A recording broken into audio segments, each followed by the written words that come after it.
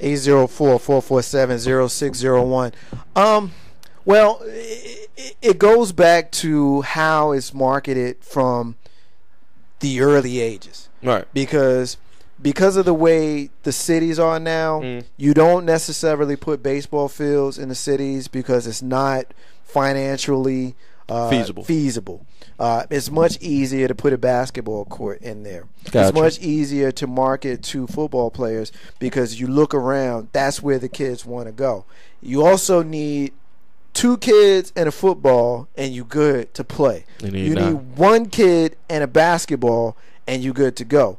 Baseball, you need a couple of kids. You need a field, and then you need a glove, and then you need a ball, and then you need a bat and a whole bunch of stuff. So there's money involved. Cushion on your elbows, there's Barry Bonds. Money involved as far as the children starting. So unless you have a neighborhood that's willing to put the money into marketing baseball at the early ages, somebody like Lil Banks' age who's in studio with us, he's 6.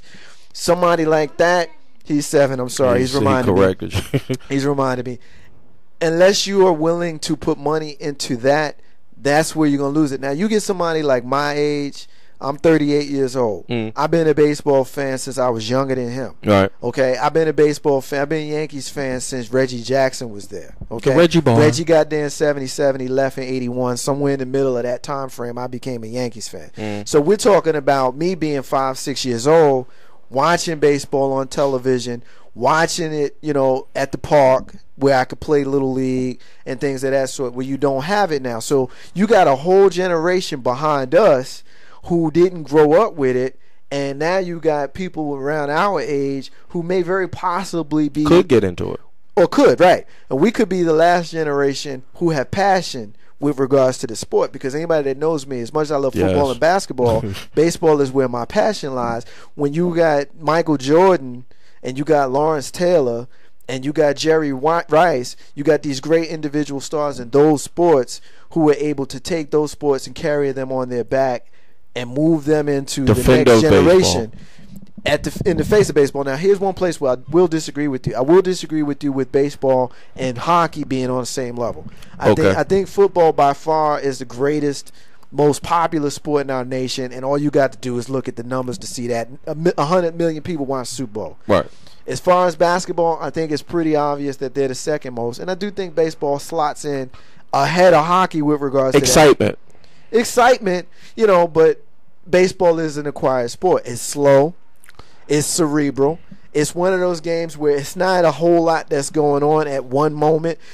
If you're an outfield, I remember being on a baseball team and nobody wanted to be in an outfield because you sound like me describing football, soccer to people who are not soccer. It is an acquired taste, and I don't mean to cut you off. Right. I do watch baseball, but here's the thing: I only watch baseball when the playoffs come, when there's something on the line. Right. Because originally, and I'm sure you can attest to this, a game in late April means just as much to an avid baseball fan as I don't know, but to an average novice, a game in April doesn't matter. I can't get into it. Right. Only if I have a team and I know the Nats are doing pretty good. So, I said on the show one time I watched the interleague where the Nats and Baltimore play, and I watched all 3 games. Right. That I can maybe get into it, maybe because of the area I grew up in. I did not have a so home. You gotta have a reason to watch baseball. I gotta have a reason to watch. Something's got to be on the line, because if I know it's late April and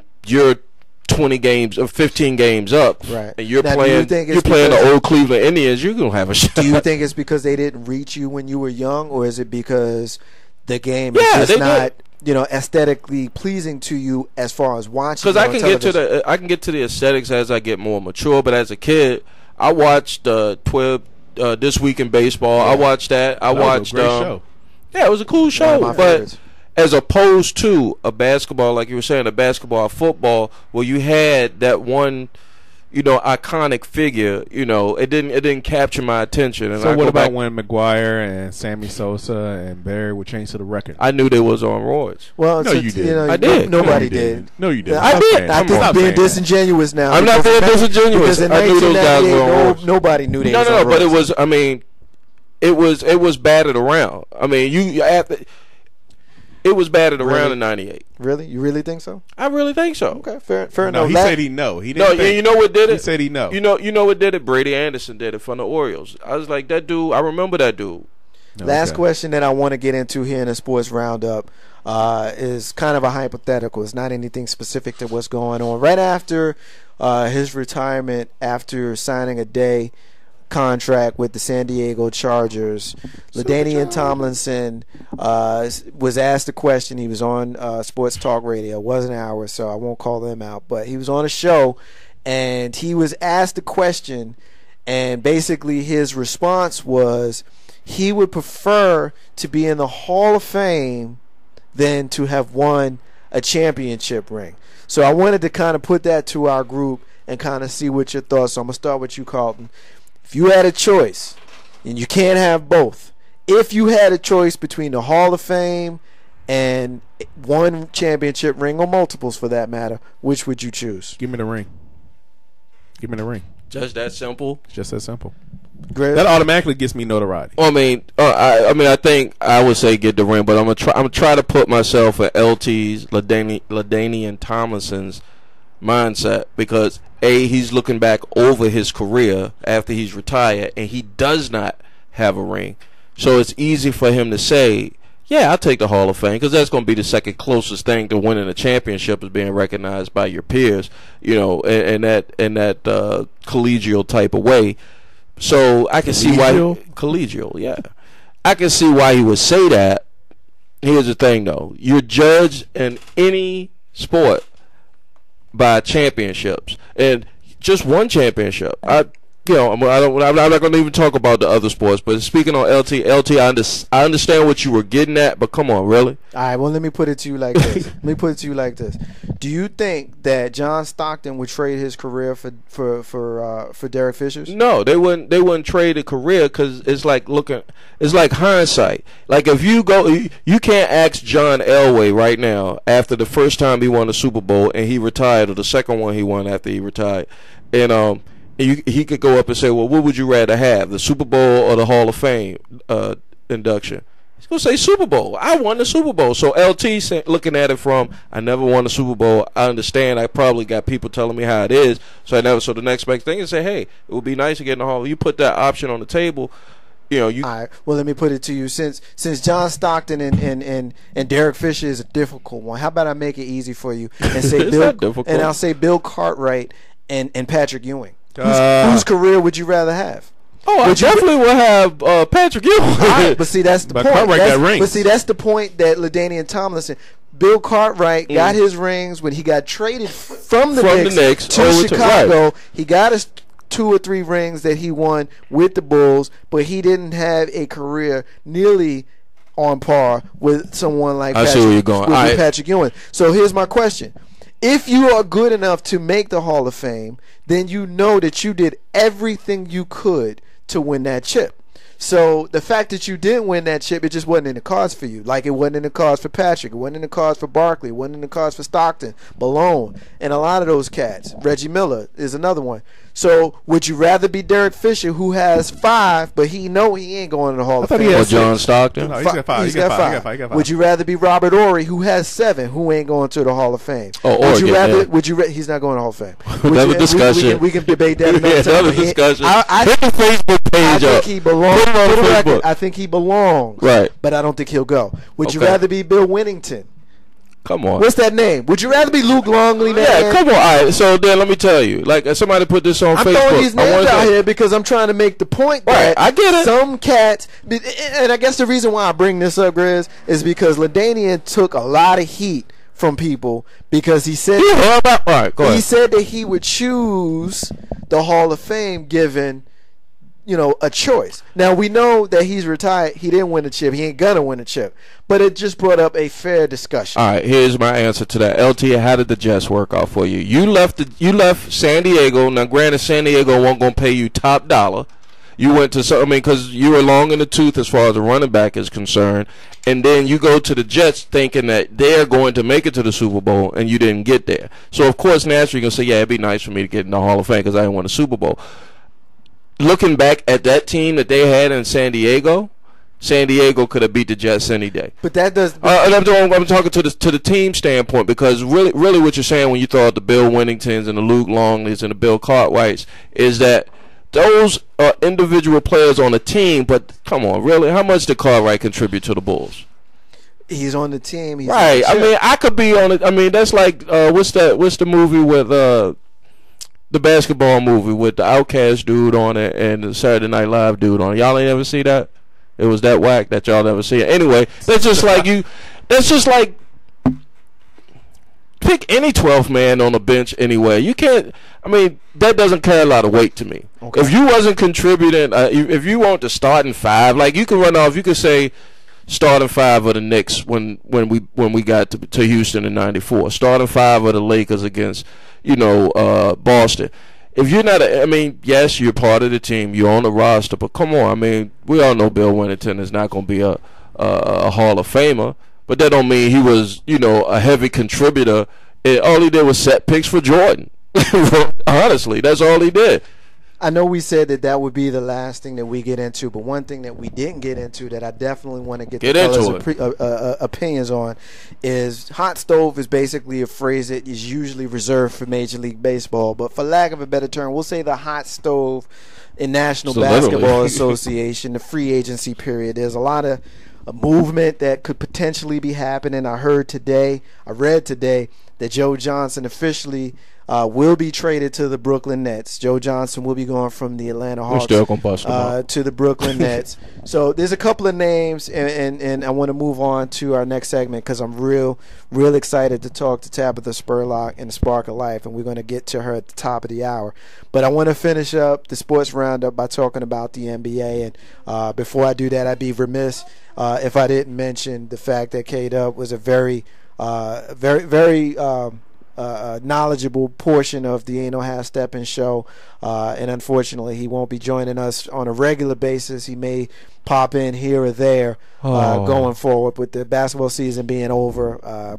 His contract is up. So he might be renewed. So we may end up renewing him. But real talk, we appreciate his contribution, and we're certainly welcome to join us on any subject, even if it's not basketball. But Joe Johnson traded to Brooklyn. Steve Nash is potentially going to be either a Toronto Raptor or a New York Knick. And there's talk of Toronto, of course, Canada being his home country. And the fact that they're able to offer him a whole lot of money. Phoenix may not want to offer him that money. They won't. But, of course, the Knicks potentially want to pair him with Amari Stoudemire, who he had good years with in Phoenix.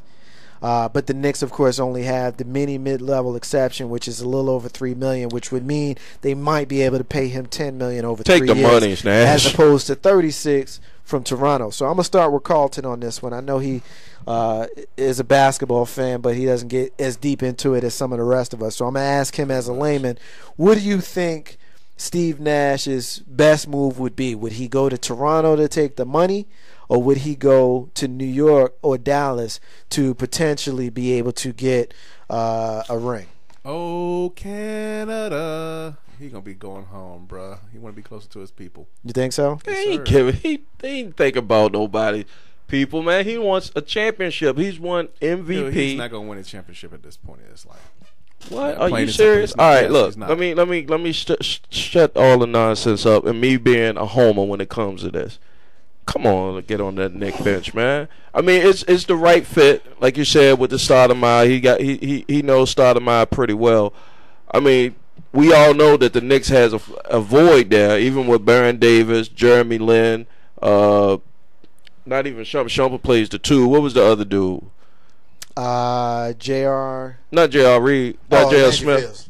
Landry Fields. I mean, so there's a need there for a point guard. We all know he's 37, I think. He's 38. There's certainly the need for him, but I think the question that I want to hold to is, what would be the best fit for him as an individual? Is he somebody who's going to take the most amount of money and go play in his home country, or is he going to go and try to find that elusive chip?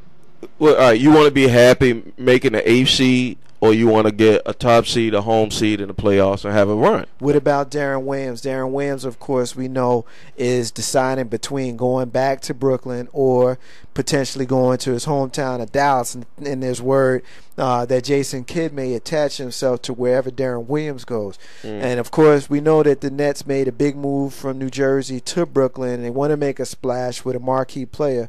And that marquee player in this case appears to be Darren Williams. They say he's leaning one way or the other. Some say that way he's leaning is Brooklyn, the big lights of New York City. What do you think? He should stay in Brooklyn. I mean, he could stay with the Nets now that they're in Brooklyn, for the simple fact that you look at Dallas, and I think Dallas has crest from 06 when they played Miami to last year in 11. So that's a 5-year run. You're looking at who else they got there. I mean, Darren Williams maybe is 28, 29. Right. You know, J. Kidd is done. You just got Dirk there right now. What do you think about the league's potentially next hated man behind LeBron James and Dwight Howard? Now again, requesting a trade in Brooklyn. There's reports coming out of Yahoo Sports that he will only sign with one team, and that team, of course, in this case is Brooklyn. He won't go to Houston. He won't go to Golden State for long terms. Those are the two teams that are looking to trade a lot of players to Orlando to get him. What do you think Dwight Howard's prospects are? You know what? I like Dwight Howard as a ball player, but for some odd reason, this whole thing with Van Gundy and him, you know, it's almost coming off T.O.-ish to me now. Right. And it's turning me, it's making me not want to like him as a baller. But I understand, and I'm a big firm believer in players going out there to get theirs. But you knew you did not want to be in Orlando came Christmas time last year. Right. You know, so you could have held out. You could have said, I'm not going to play. I don't know how much it was hurting your bank to not do it, but why go through all of this? I don't think you got Van Gundy fired, but why go through all this? The coach goes, so Orlando is setting it up for you to have a good, successful career there, and then all of a sudden you say, all right, you know what? I want to back out the deal. I want to go to only to Brooklyn. You tying their hands, and you're making your image not like. Look, I mean, you probably don't care about your image. I think it made him out to be a drama queen, real talk. Because if it was all that serious to him, then why did he re-sign? You know, with Orlando to keep himself there for this coming season. There's no reason for it. He should have just went ahead and opted out. That way he would have the leverage this summer instead of next summer. It is what it is. We're going to leave it there. We appreciate you for hanging in there with us. Ain't no half stepping, Marcus J. We're going to take a break. When we come back, we got Tabitha Spurlock coming on the line. She's going to talk to us about a nonprofit called Spark of Life Entertainment, Socially Conscious Hour. Ain't no half stepping, Marcus J. Hang in there. We'll be back in a minute. As I break it down for you, merrily, hyper, happy, overjoyed. Pleased with all the beats and rhymes my sisters have employed. Slick as you throwing down the sound, totally a yes. Let me state the position. Ladies first, yes? Yes.